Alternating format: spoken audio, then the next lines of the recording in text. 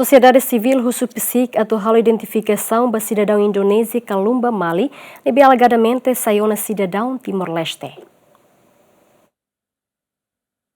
Relação ao cidadão Indonésia Kalumba Mali no dar fugitivo nebe alegadamente comete caso corrupção liga à plantação agricultura e RNTT Indonésia, onde halai sesso se autoridade de segurança no justiça Indonésia, no mai hela e território Timor-Leste e que os mai público questiona cidadão ne falsifica documentos, onde sai cidadão Timor-Leste. Também diretor executivo Fundação Mahen, husu autoridade de polícia científica e investigação criminal KPSIC, polícia migração no Serviço Nacional de Inteligência KSNI, atau bocatur informação ne espagai media sosial katek cidadão Indonésia Kalumba Mali nebe sayo na cidadão Timor-Leste. A Fundação Mahen recomenda que debate nebe manca sociedade halo na husu instituição do Estado, anesan PSIC, imigração, inteligência, tem que follow up para certeza husu desconfiança público ne unsa.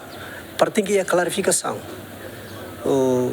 Ne atu halo, ne tem que halo para nação ne labele sai knu ba criminoso sira estrangeiro união be mai subaran halai subarga organiza an fali etine rai ne labele sai knu halai subar ne labele sai knu organiza an ia rai dane ne maka ite tem que fortifica itene instituição sira ne be maka ia frontline ia fronteira internacional onde satan netik itenia regra sira nebe maka aplica ba itenia soberania nacional.